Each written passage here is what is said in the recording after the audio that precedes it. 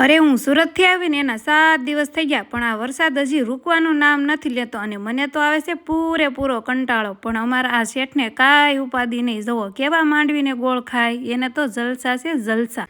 પછી તો અમે ચાલુ વરસાદે પ્લાન બનાવ્યો વાડીએ જવાનો. આજ તો અમારી વાડીએ નહીં પણ અમારા અબ્બાની વાડીએ. અમારા અબ્બા એટલે કે મારા મોટા સસરા. વાડીમાં રસ્તામાં આવે છે મોટા પીરની દરગાહ. મોટા પીર એટલે કે ગોસ્પાક બાપુ. તો અમે સલામી કરી લીધી અને આ છે ગોસ્પાક બાપુની તુબરત, મોટા ઝાડવાની નીચે. તો ફાઇનલી અમે પૂગી ગયા છીએ વાડીએ. અને જો વાડીમાં અમારા અબ્બાને એણે કેટલી બધી માંડવી વાવેલી હતી, પણ આ વરસાદને લીધે બધી માંડવી કોટા કાઢી ગઈ. આ બિનમોસમ વરસાદે તો ભારે કરી હો. હવે રોકાઈ જાય તો સારું, નકર ભૂખ ભેળા કરશે.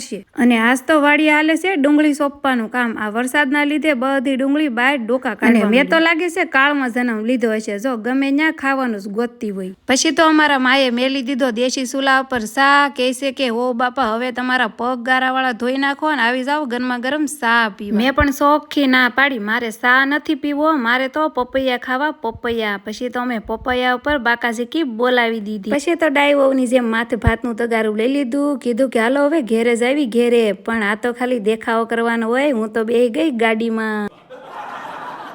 પછી તો ટણ કરતા પૂજા ઘેરે. અને સાંજના ખાવામાં સાસુ મમ્મી બનાવ્યું હતું મકાઈનું શાક. અને જમીને જો આવો કાક જુગાડ. તો હાલો આપણે મળીશું નેક્સ્ટ વિડીયોમાં. Thanks for watching. બાય.